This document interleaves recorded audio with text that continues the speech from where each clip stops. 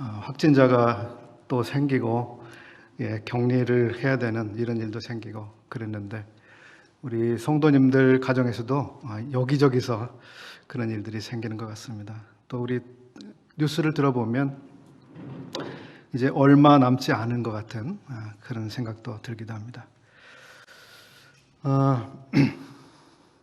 저는 올해로 59번째 봄을 맞이하고 있습니다.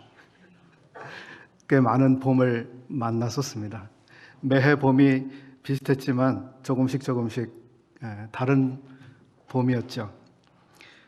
그런가 하면 우리들 가운데 아기들이 계속 출생해서 어떤 아기들은 이제 인생에서 첫 번째 봄을 맞이하는 그런 사람들도 있을 것입니다.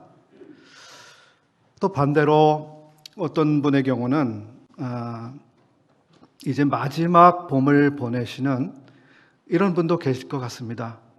앞으로 몇 달을 더 사시게 될지 알 수 없는 정말 인생의 호흡이 막바지를 향해 가시는 이런 분도 있을 수가 있죠. 정말 마지막 봄을 보내시는 그런 분이 계실지도 모르겠습니다.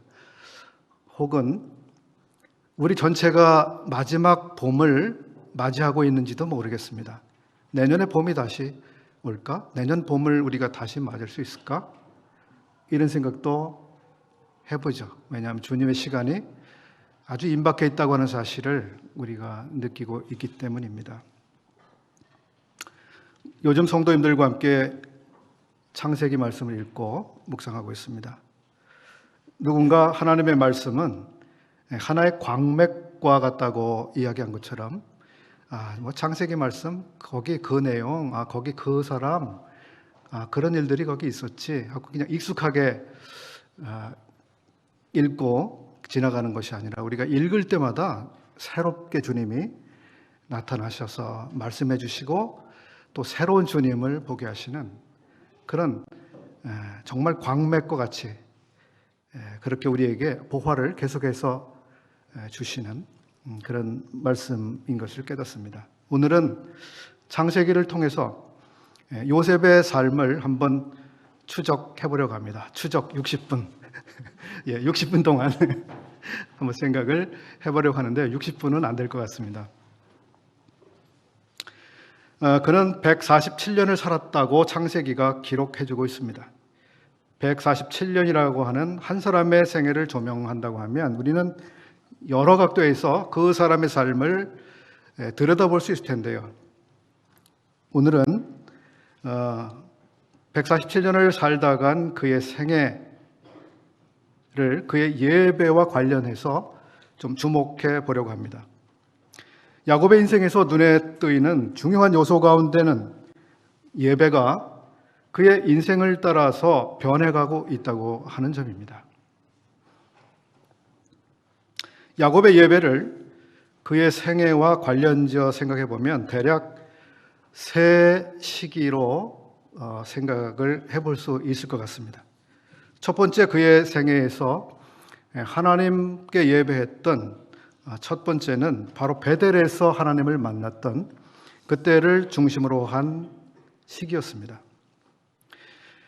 하나님은 리브가의 태중에 두 아기가 싸우고 있으며 장차 큰 자가 어린 자를 섬기게 되리라고 말씀해 주셨습니다.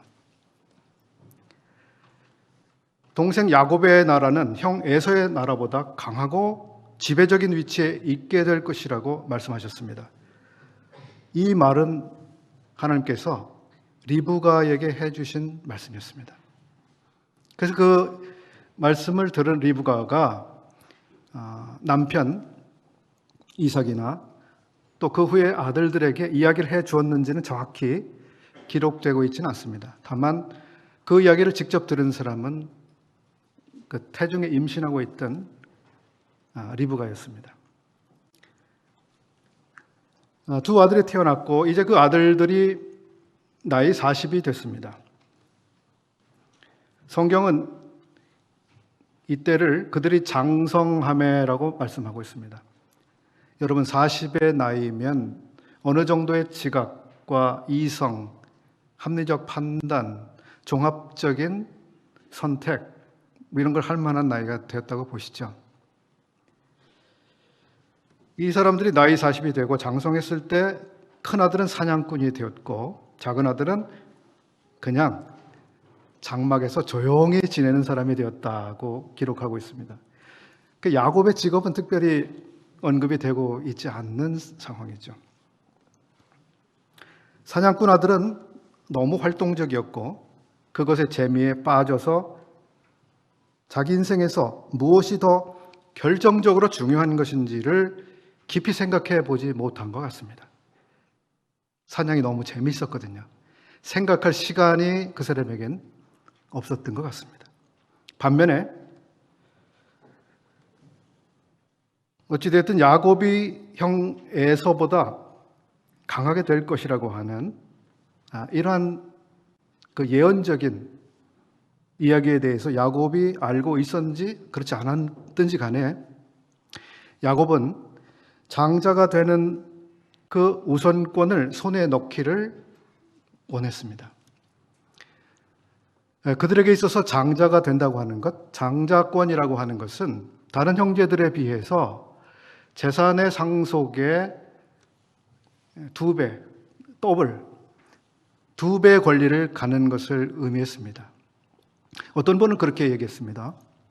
오늘날 어떤 사람이 한 달을 일해서 100억을 벌었다고 이렇게 그 하나의 그 예를 생각을 했을 때 이 2배의 상속권을 가지고 있는 사람은 그냥 보름만 일해도 똑같이 100억을 손에 넣을 수 있는 이러한 그 소득을 하나님으로부터 얻게 되는 권리 이런 걸 갖는다는 것을 설명을 했습니다. 다른 사람의 절반의 수고를 해도 다른 사람의 소득만큼의 이익을 얻게 될 것이다. 좋지 않습니까? 야곱은 그 장자권을 손에 넣기를 원했습니다. 창세기 25장 27절부터 34절까지는 팥죽과 장자권의 거래에 대해서 기록하고 있습니다. 야곱은 장자권을 손에 넣을 기회를 노리고 있었습니다.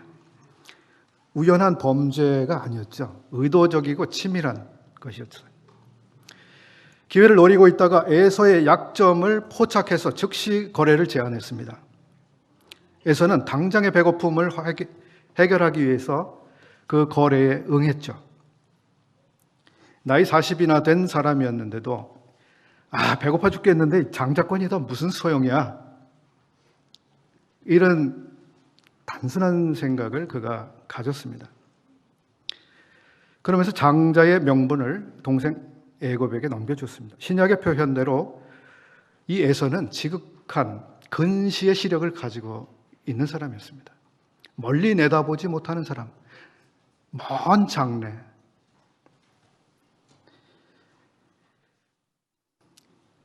이것을 우리가 영적이지 못한 사람이라고 말합니다. 26장의 마지막 두 구절은 다시 한번 에서가 어떤 사람인지를 보여주고 있습니다.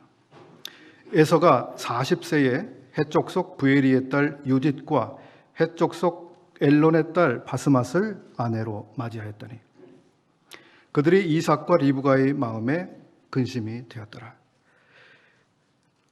에서는 2명의 아내를 맞았습니다. 그 두 여성은 시부모들에게 근심거리가 됐습니다. 아마도 에서의 이 두 여성과의 결혼은 부모들과의 대화 가운데 가족적으로 추진이 되지 않고 에서가 자기 마음대로 추진한 결혼이었던 것 같습니다.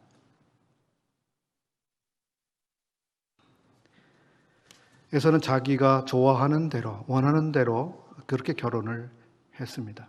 결과적으로 부모들에게 근심이 되고 말았습니다.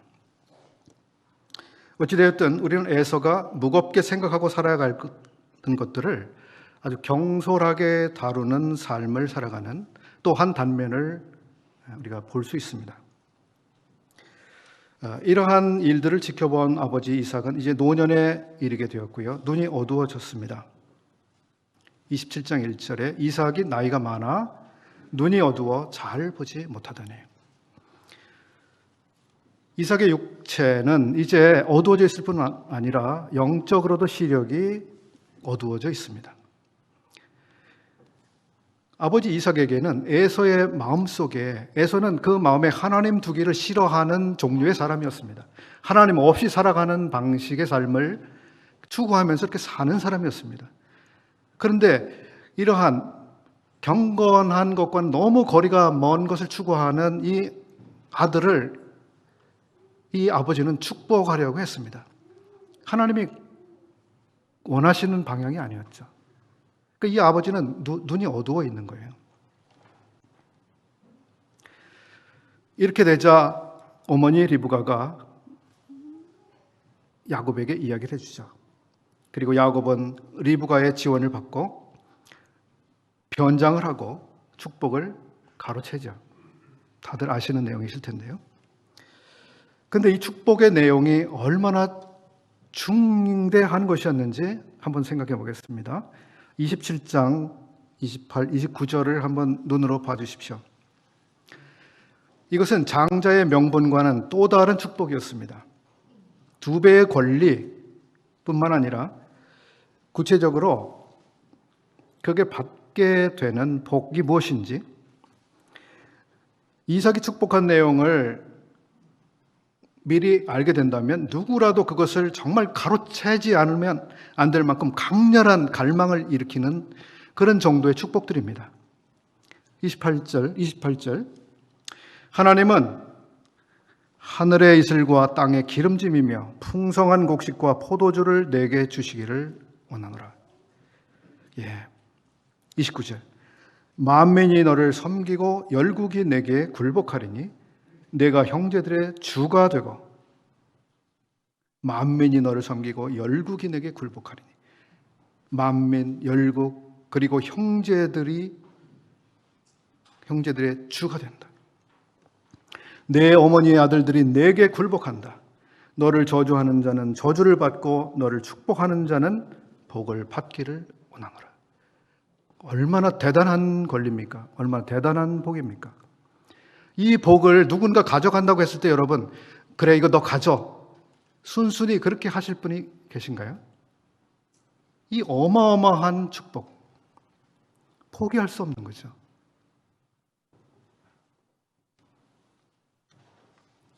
그런데 중요한 것은 이 복을 야곱이 소유하게 되는 과정이 전혀 고상하지 않았던 것이죠. 정상적이지 않을 뿐 아니라 정말 지탄받을 만하고 부도덕한 방식으로 이루어졌습니다. 여기서 우리는 복에 대해 생각해 보고 가는 게 좋겠습니다. 하나님께서 예수 그리스도 안에서 우리에게 주신 복과 여기 아버지 이삭이 야곱에게 축복한 이 복의 내용을 한번 비교해서 생각을 해보겠습니다. 야곱에게 내려진 이 축복의 내용 어마어마하죠. 열국이 복종을 하고요, 엎드리는데요. 에베소서 1장 3절 말씀, 5절 말씀 읽어보겠습니다. 찬송하리로다 하나님 곧 우리 주 예수 그리스도의 아버지께서 그리스도 안에서 하늘에 속한 모든 신령한 복을 우리에게 주시되 예수 그리스도로 말미암아 자기의 아들들이 되게 하셨으니 우리가 예정을 입어 그 안에서 기업이 되었으니. 여러분, 이 복과 야곱이 지금 축복받은 그 복과 무엇이 더 좋습니까? 더 놀랍습니까? 더 가치가 있습니까? 로마서 8장 17절은 자녀이면 또한 상속자 곧 하나님의 상속자요 그리스도와 함께한 상속자니. 야곱은 어마어마한 축복을 받았습니다. 우리 또한 어마어마한 복을 받았습니다. 그런데 우리가 받은 복은 야곱이 받은 축복이 그저 동전 몇 푼 정도밖에 안 된다는 이 점을 우리가 알 필요가 있습니다.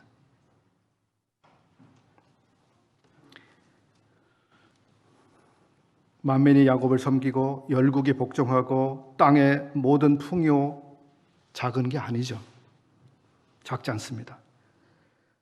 그러나 예수 그리스도와 함께 성도들에게 주신 이 기업의 복은 바로 예수 그리스도가 소유한 그 전부, 예수 그리스도의 그 전부를 함께 받는 복입니다. 예수 그리스도의 소유가 얼마나 어마어마한지, 야곱의 소유의 몇백 배, 몇천 배는 됩니다. 하늘과 하늘들, 그 하늘들을 소유하신 어마어마한 그분의 모든 소유가 우리의 상속 지분이 되는 거죠. 우리의 상속이 되는 거죠. 그런데 우리가 그 기업을 어떻게 상속받게 됐습니까? 우리는 야곱이 에서보다 더 훌륭한 사람이 아니라는 것을 알고 있습니다. 그죠? 그는 더 착하지도 않아요. 더 고상하지도 않습니다. 더 선하지도 않습니다. 근데 야곱이 복을 받았습니다. 왜요? 뭐 때문에 그렇게 복을 받는 거예요? 하나님이 야곱에게 복을 주시길 원한 거예요. 내가 에서보다 야곱을 더 사랑하기로 내가 그렇게 마음에 결정을 했어. 여기 대해서 누가 반문하겠습니까? 하나님 마음대로 하실 수 있는 하나님의 권리거든요. 둘 다 악해요. 에서나 야곱이나. 두 악자 중에 어떤 사람에게 더 선을 베푼다고 그게 비난받을 일이 될까요?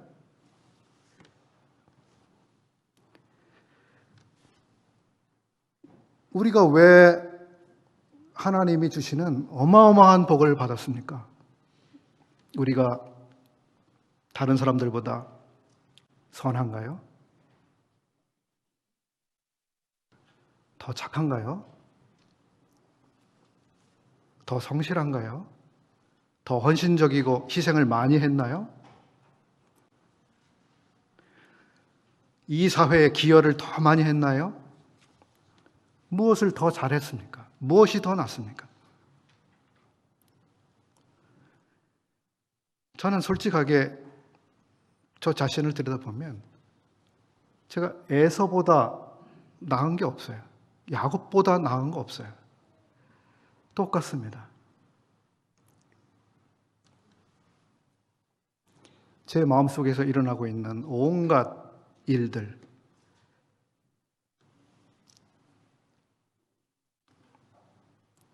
우리가 이 사회에서 아주 도덕적이고 건전하고 그리고 많은 사람들을 위해서 자기를 헌신적으로 하면서 살아가는 아주 칭찬받을 만한 사람들이 이 사회에는 많이 있습니다. 고상하고 도덕적이고 그런 분들이 많아요. 아주 배려를 잘하고. 저는 솔직히 그런 분들하고 저를 비교해 보면 저는 그런 정도도 사실은 못 되는 거예요. 그럼에도 불구하고 저는 복을 받았습니다. 왜요? 하나님이 복 주시기로 예정하셨기 때문에, 선택하셨기 때문에 그런 거예요. 제가 하나님 마음에 들었기 때문이 아닙니다. 내가 너를 선택했기 때문에, 너를 복 주기로 내 마음에 결정했기 때문에 너를 복 준다. 이것을 우리가 은혜라고 말하지 않습니까? 은혜. 왜 이런 은혜를 주시는 건가요?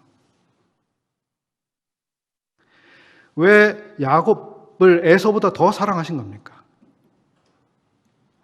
하나님의 계획하신 목적을 이루어 가시기 위해서 야곱을 선택하신 거예요. 야곱이 더 나아서가 아니라. 왜냐하면 야곱이라고 하는 한 사람을 통해서 하나님의 그 인류 전체를 구원해내시기 위한 그 하나님의 계획을 이루어 가셔야 되기 때문에 선택을 했죠. 오늘 하나님께서 왜 우리에게 복 주시고 우리를 구원하시고 우리를 이 놀라운 영광을 누리며 살게 하셨습니까? 하나님이 계획하신 것을 우리를 통해서 더 펼쳐가시고 이루어내시기 위해서 그렇게 하신 거죠. 우리를 통해서 하나님의 영광을 드러내시기 위해서, 알리시기 위해서, 그리고 우리의 말과 우리의 삶을 통해서 하나님을 선전하고 알리고 때때로 우리를 사용하셔서 사람들을 구원하시는 그런 일을 하시기 위해서.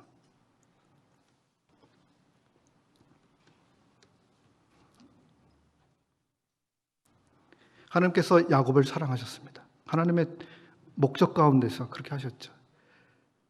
그 가운데 하나는 개인적으로는 야곱으로부터 경배를 받기 위한 그런 생각도 가지고 계셨습니다. 나는 야곱에게서 경배를 받기를 원한다. 하나님께서 신령과 진정으로 예배하는 자들을 찾으시는데 하나님은 야곱을 부르셨습니다. 하나님은 오늘 아침에 우리를 부르셨습니다. 신령과 진정으로 예배하는 이 시간, 내가 나에게 나오기를 나는 기다린다.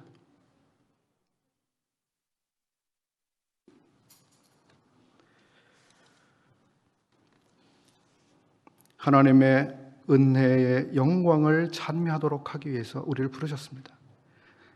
우리가 못나면 못날수록, 약하면 약할수록, 우리가 자격이 없으면 없을수록 하나님의 영광이 더욱 빛나시죠. 그래서 하나님은 약한 것들을 찾으시죠. 창세기 28장 10절 이하를 보게 되면 야곱은 에서의 분노를 피해서 이제 도망하고 있습니다.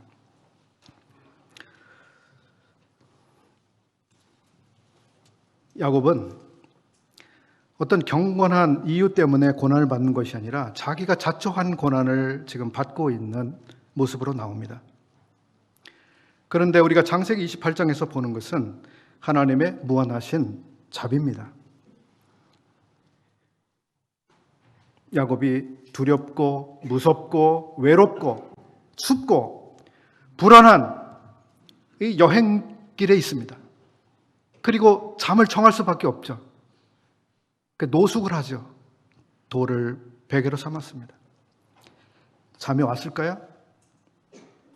잠이 오지 않는 그 밤, 하나님이 그에게 보이셨습니다. 내가 너와 함께 있음을 기억하여라. 내가 너와 함께 있을 것이다. 13, 14절 읽겠습니다. 또 본즉 여호와께서 그 위에 서서 이르시되 나는 여호와니 너의 조부 아브라함의 하나님이요 이삭의 하나님이라. 15절 보겠습니다. 내가 너와 함께 있어 내가 어디로 가든지 너를 지키며 너를 이끌어 이 땅으로 돌아오게 할지라. 내가 네게 허락한 것을 다 이루기까지 너를 떠나지 아니하리라. 얼마나 일방적인 은혜입니까? 일방적 호의입니까? 야곱이 지금 무엇을 잘했기 때문에 하나님이 이런 약속을 해주시는 게 아니잖아요. 내가 너를 그냥 사랑했기 때문에 내가 너와 함께 있을 거야. 너를 통해서 나의 놀라운 일을 펼치기 위해서 내가 너를 지킬 거야. 돌아오게 할 거야. 걱정하지 마. 이런 것보다 더 놀라운 약속이 어디 있고 마음에 평안을 주는 말씀이 또 어디 있습니까? 어떤 조건에 맞게 행동하면 이렇게 내가 해줄 거야 라고 지금 말씀하시는 게 아니에요. 야곱, 네가 잘하면 내가 이렇게 해줄 거야. 아니에요. 그렇게 말하고 있지 않습니다. 내가 너를 이렇게 해줄 거야. 자격이 없는 사람에게 하나님이 베푸시는 은혜입니다. 야곱은 다음날 아침에 그곳에 돌기둥을 세우고 기름을 부어드렸습니다. 이것은 야곱이 개인적으로 하나님을 예배한 첫 모습입니다. 그의 삶이 아주 특별한 날이었죠. 특별한 날입니다. 우리 성도님들은 언제 개인적으로 주님께 예배를 처음 드리셨습니까? 처음 개인적으로 온전한 마음을 다해서 그분 앞에 나가신 적이 처음 그렇게 하신 때가 언제였습니까? 그날 어떤 일이 있으셨습니까? 어떻게 해서 그분 앞에 그렇게 나가게 되셨습니까? 여기 야곱이 첫 번째 개인적으로 하나님과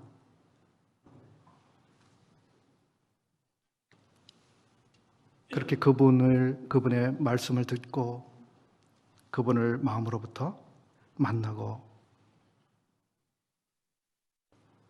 마음을 그분께 드리는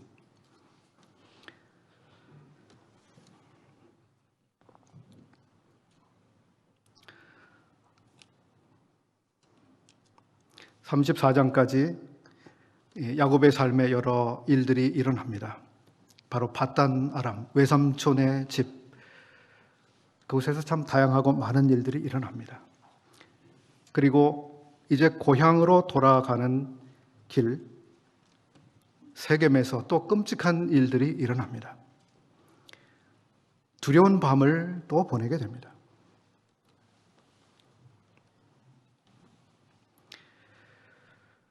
야곱은 두려움을 느낄 상황이 되었는데 35장을 보면 이때 하나님께서 다시 야곱에게 나타나십니다. 그리고 말씀하십니다.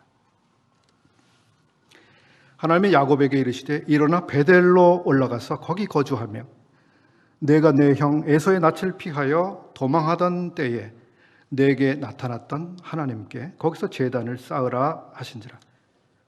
우리가 일어나 베델로 올라가자. 내 환난 날에 내게 응답하시며 내가 가는 길에서 나와 함께 하신 하나님께 내가 거기서 제단을 쌓으려 하노라. 우리는 삶의 위기와 두려움의 시기에 하나님을 처음으로 알았던 바로 그 첫사랑의 장소, 거기로 가끔 하나님께서 우리를 부르시는 경험을 하곤 합니다. 처음 하나님을 만났던 그날, 하나님을 처음 만났던 그 상황, 처음 하나님 예배했던 바로 그 순간, 거기로 하나님이 때때로 우리를 이끌어 올리십니다. 일어나 베델로 올라가라. 야곱의 생애에서 첫 예배를 드렸던 그때 베델로 다시 돌아가게 하심으로써 야곱의 예배를 다시 새롭게 해주시는 이것을 우리가 보게 됩니다. 때때로 하나님께서 우리를 첫사랑, 주님을 처음 사랑했던, 주님의 사랑을 처음 알았던 그곳으로 우리를 이끌어 가시는 경험을 우리가 합니다. 그러면서 우리를 새롭게 하시고 회복하시는 그런 경험을 합니다. 하나님을 다시 예배하도록 하기 위해서, 다시 온전한 마음으로 예배하도록 하기 위해서 우리는 그때 회복되고 새로워지는 경험을 합니다. 야곱의 삶에서 두 번째 예배의 두 번째 국면은 바로 분이엘이라고 하는 곳과 관계가 있습니다. 야곱은 에서의 얼굴을 피해서 이제 밧단 아람으로 도망을 갔었고 거기서 20년 동안 하나님의 도우심을 경험합니다. 무척 고생스러운 시간을 보냈습니다. 거기서 야곱보다 더 치밀한 사기꾼을 만나죠.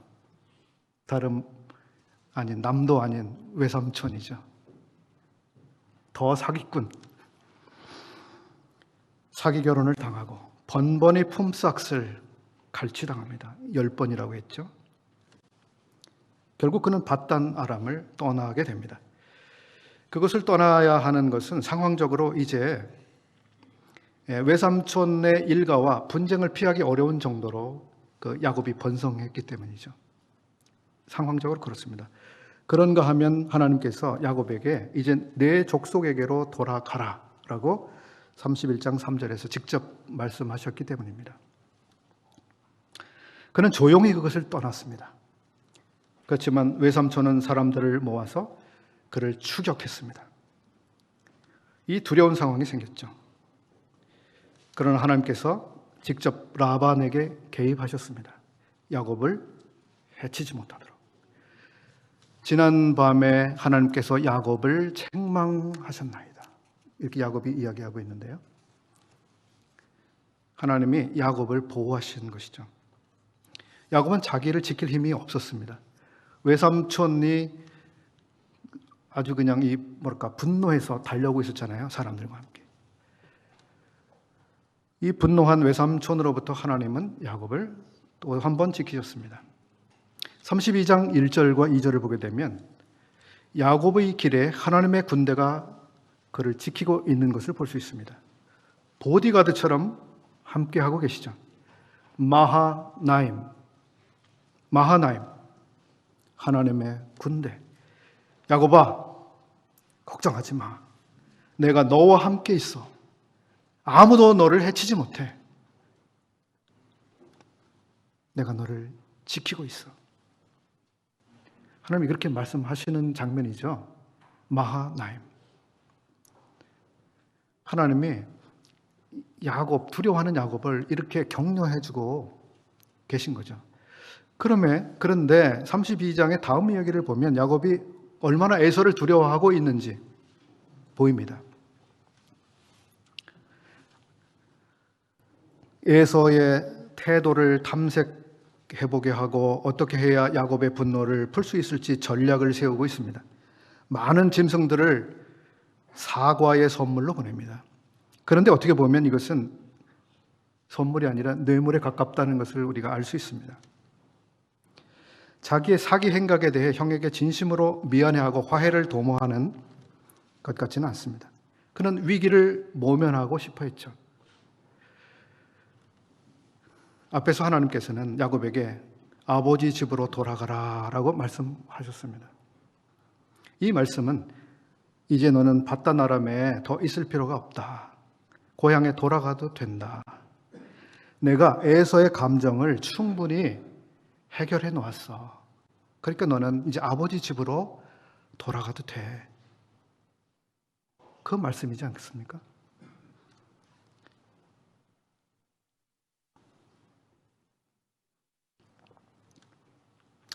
에서가 마음속에 아직도 이 살기가 등등한데도 불구하고 하나님께서 야곱에게 고향으로 돌아가 이렇게 말씀하셨겠습니까?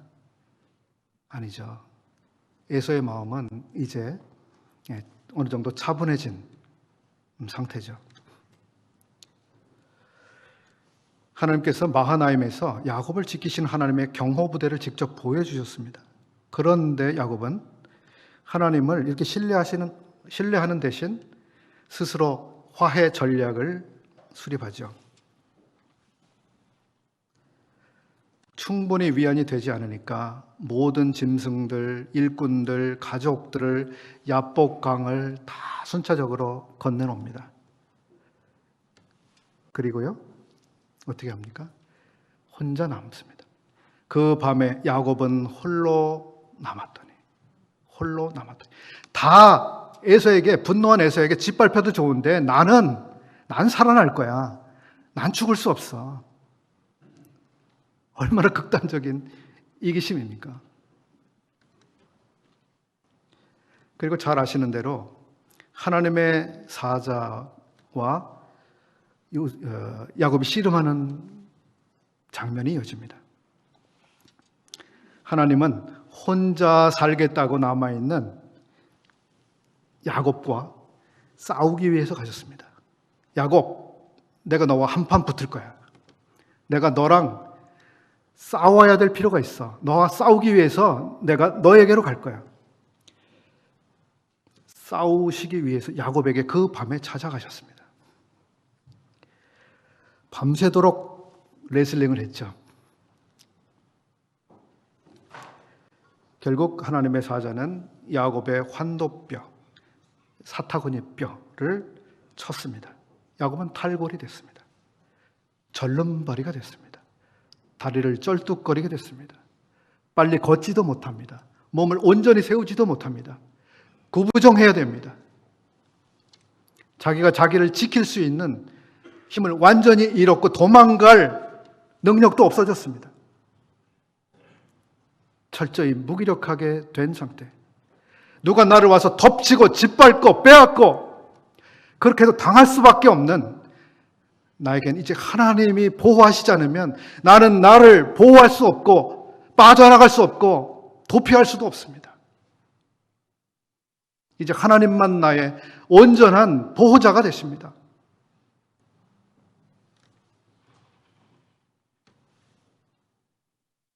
야곱은 다리를 쩔뚝거리면서 에서를 만났을 것입니다. 완전히 자기 스스로 무기력한 상태, 그리고 하나님의 신실하심에 자기 보호를 맡길 수밖에 없는 가운데 에서를 만납니다.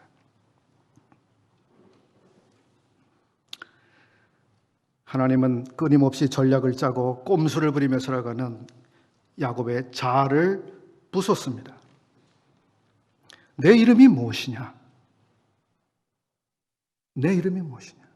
네, 저는 야곱인데요. 야곱인데요. 남의 다리를 붙들고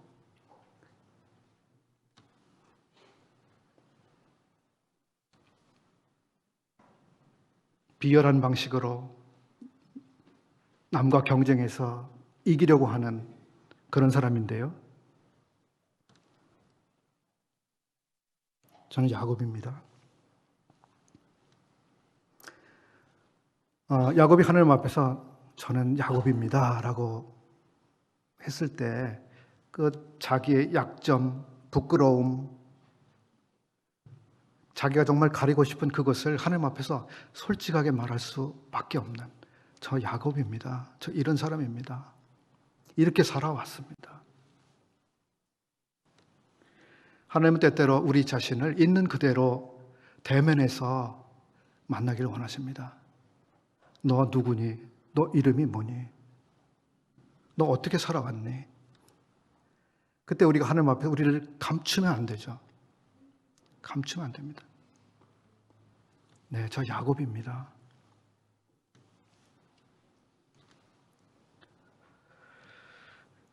(34장은) 이제 이 사건이 이후죠. 야곱의 딸 디나가 세겜에 의해서 강간을 당합니다.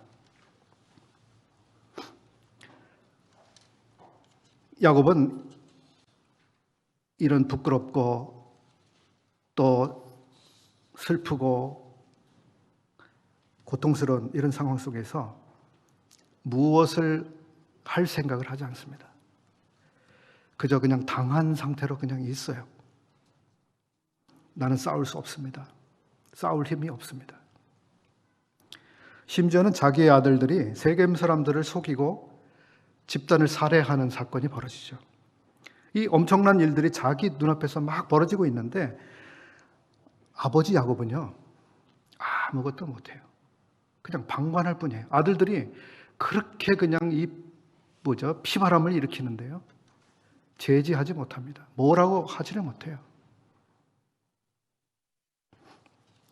그냥 지켜보고 있습니다.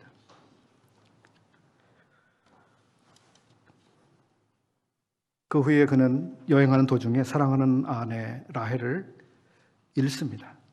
노중에 장사를 지내죠. 그리고 그의 아들들 사이에 일어난 질투, 분노, 그리고 가장 사랑하는 아들 요셉을 노예로 팔아버리고, 그리고 아버지에게는 동생이 짐승에게 죽임을 당한 것 같습니다. 이런 허위 보고를 듣고 그냥 속가 넘어가죠. 내가 그렇게 사랑하는 아들이 짐승에 의해서 죽었구나. 아들들이 이런 일을 꾸며도 이젠 그냥 속는 자로 살아가고 있습니다. 속이는 자에서 속는 자가 지금 됐습니다. 야곱의 예배의 결정과 완성은 그가 이집트로 간 다음에 나타나고 있습니다. 그는 하나님이 약속으로 주신 땅 가나안을 떠나는 것을 원하지 않았습니다. 이집트는 풍요롭기는 했지만 하나님의 약속의 땅은 아니었죠. 그러나 하나님께서 그에게 친히 말씀하셨습니다. 가라고요. 그 밤에 하나님이 이상 중에 이스라엘에게 나타나 이르시되 야곱아 야곱아 하시는지라. 야곱이 이르되 내가 여기 있나이다. 하나님이 이르시되 나는 하나님이라. 애굽으로 내려가기를 두려워하지 말라. 내가 거기서 너로 큰 민족을 이루게 하리라. 내가 너와 함께 애굽으로 내려가겠고. 얼마나 놀라운 약속입니까? 내가 너와 함께 애굽으로 내려가겠다. 애굽이지만 내가 거기서 너와 함께 있겠다. 이제 야곱의 나이가 130세입니다. 신체적으로 무기력한 노인이 됐습니다. 이제는 그의 아들들의 권유를 받아들여서 요셉을 만나고 흉년을 피하기 위해서 애굽으로 가야 하는 사람이 됐습니다. 자기 마음대로 할 수 있는 사람이 아니죠, 이제. 그는 하나님의 약속이 있는 헤브론에 머물기를 원했지만 주저주저하면서 수레에 올랐습니다. 그 밤에 하나님께서 말씀하셨던 거죠. 애굽에 내려가는 게 좋은 거야. 내가 거기서 너의 민족을 크게 만들 거야. 일반적으로 애굽은 하나님의 백성에게는 거주를 하나님이 금하시는 곳입니다. 이게 하나님의 일반적인 뜻입니다.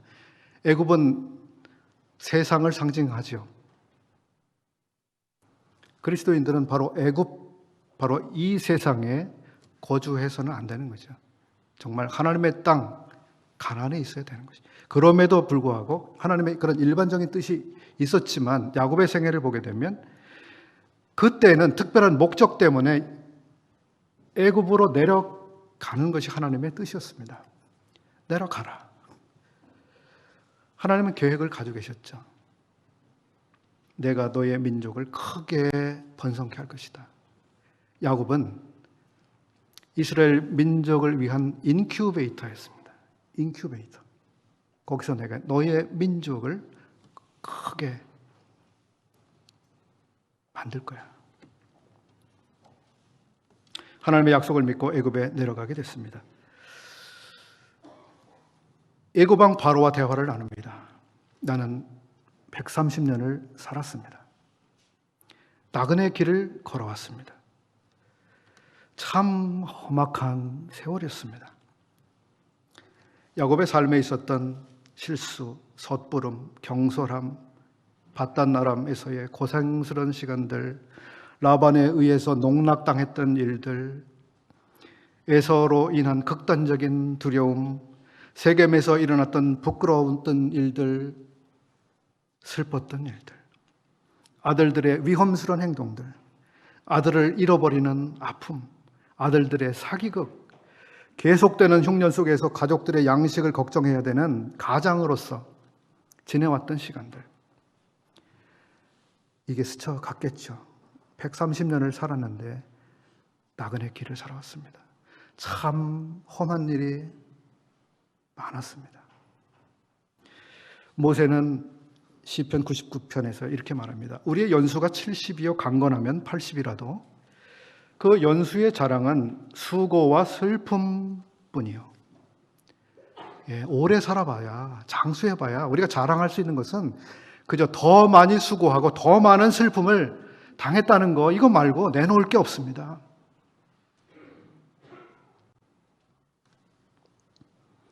오래 사는 게 그저 이런 것들만 계속 누적되는 거죠. 모세가 그렇게 말씀했는데요.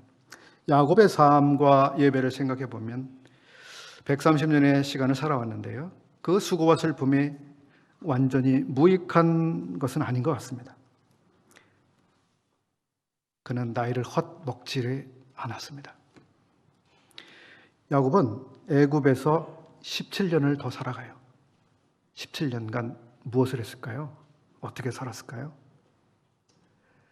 그 점을 구체적으로 성경은 기록하고 있지 않습니다. 꽤 많은 시간을 보냈습니다. 창세기에서 아들들을 축복한 것, 그리고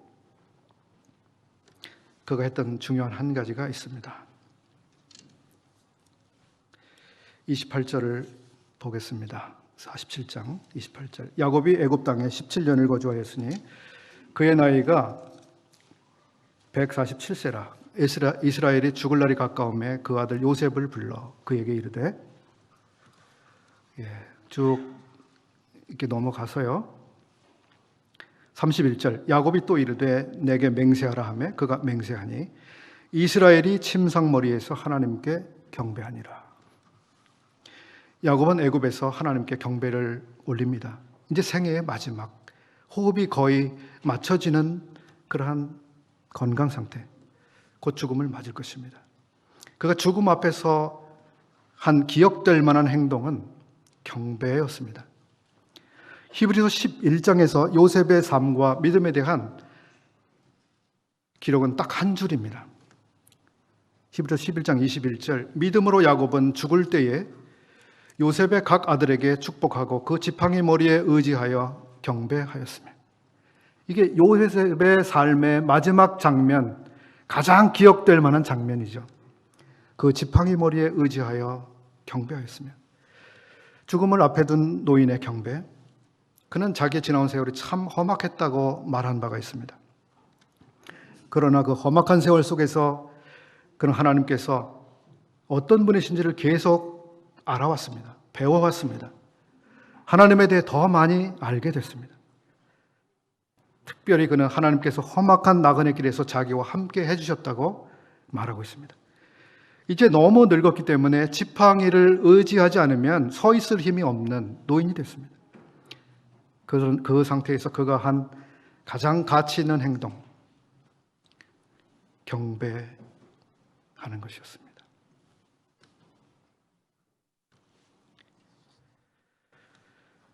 우리는 하나님을 경험한 만큼 알게 됩니다. 하나님을 경험한다는 말은 하나님의 손길이 지금 내 삶에서 무엇을 하고 계시는지 우리가 주목하고 생각하지 않으면 알 수 없습니다. 내 삶에서 어떤 중요한 일이 하나님으로 말미암아 일어났는데도 우리가 그거에 대해 생각하지 않으면 우리가 배우는 게 없어요. 하나님을 알아가지 못합니다. 우리는 경험을 통해서 하나님을 알게 되고, 그리고 그렇게 해서 우리가 하나님을 아는 만큼 그분을 예배할 수 있습니다. 우리가 모르는 하나님을 예배할 수가 없어요. 주님께서는 사마리아 여자에게 이렇게 말씀하셨습니다. 너희는 알지 못하는 것을 예배하고 우리는 아는 것을 예배하노니. 아는 것을 예배하노니. 우리가 경험해 보지 못한 하나님을 예배한다고 하는 것은 이론적이거나 공허한 것이 될 수 있습니다. 소위 우리는 만들어낸 예배를 드릴 수가 있는 거죠. 우리 인생길에서 가장 어려운 일을 만나는 것은 그분을 더 많이 배울 수 있는 기회가 됩니다. 그래서 하나님은 우리가 더 놀라운 예배로 하나님을 경배하는 사람이 되도록 만들어 가십니다. 어려움이 올 때 우리가 낙심하지 않을 충분한 이유입니다. 우리가 야곱만큼 어려움을 많이 만나게 하겠습니까? 어려움을 견딜 만큼 주시겠죠? 우리가 받을 만큼 하나님이 주실 것입니다. 그리고 우리가 주님을 만나서 경험하고 배워서 하나님 아는 만큼 하나님을 경배하게 될 것입니다. 야곱처럼 우리의 마지막 날, 그때 우리의 예배가 더 완전해지고 더 놀라운 경배로 하나님을 예배하는 예배자들로 주님께서 성숙시켜 주시기를 바랍니다. 들어주셔서 감사합니다.